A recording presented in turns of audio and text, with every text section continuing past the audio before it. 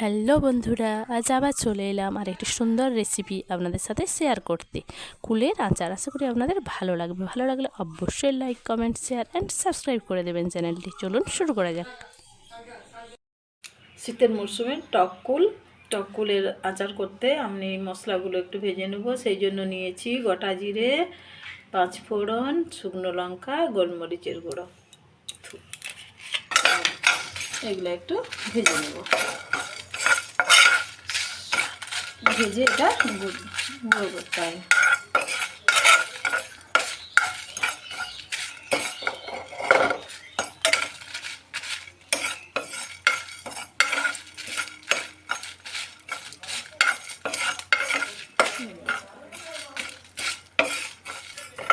আর দিয়ে দিচ্ছি গোটা ধনে।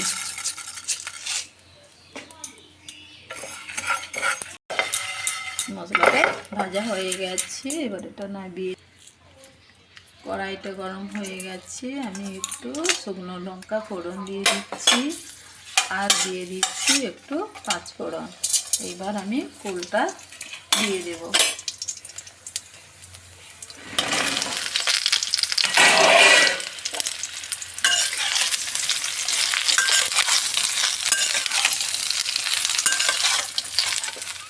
কুলটা গাজর থেকে নিয়ে এসে ধুয়ে 2 দিন রোদে শুকনো করে রেখেছিলাম।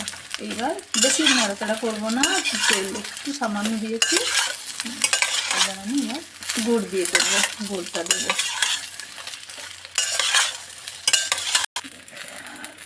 গুড়টা দিয়ে দিচ্ছি। 1 কেজির মতো কুল আছে।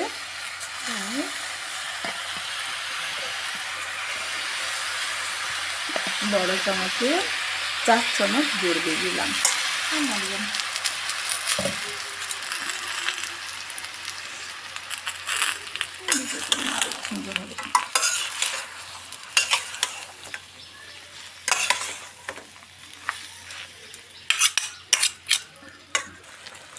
দিয়ে দিচ্ছি 1 চামচ কাশ্মীরি লঙ্কার গুঁড়ো আর দিয়ে দিচ্ছি 1 চামচ হলুদের গুঁড়ো। এবার একটু নেড়ে দেবো।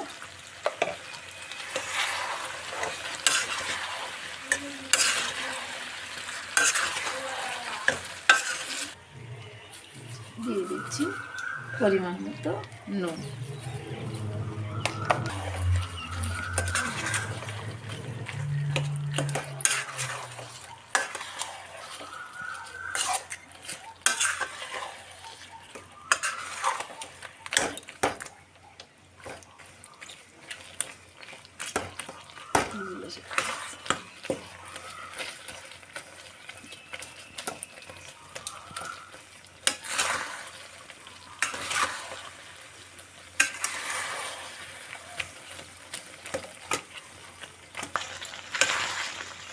ফুলগুলোকে এই খুন্তি দিয়ে আস্তে আস্তে করে সব ফাটিয়ে দিচ্ছি। একটু জল দেওয়ার দরকার নেই, এমনিতেই রস বেরিয়ে যাচ্ছে। নুন দেওয়ার সঙ্গে সঙ্গেই জল বেরিয়ে যাচ্ছে। ফাটিয়ে দেবো। ফুলগুলো সবগুলো একদম ফাটিয়ে ভাঁটা হয়ে গেছে। এবার আচারটা প্রায় হয়ে আসছে। এবার নামিয়ে দেবো। ঠান্ডা হলে আমি মশলাটা গুঁড়ো করে মিশিয়ে কাচের বয়ামে ভরে রাখবো।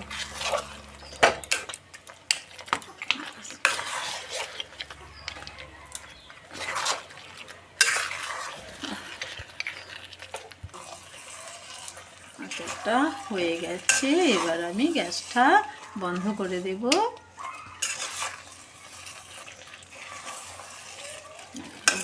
সারা বছর করে রাখা যাবে, এটা নষ্ট হবে না। কিছুই দেবো না এতে।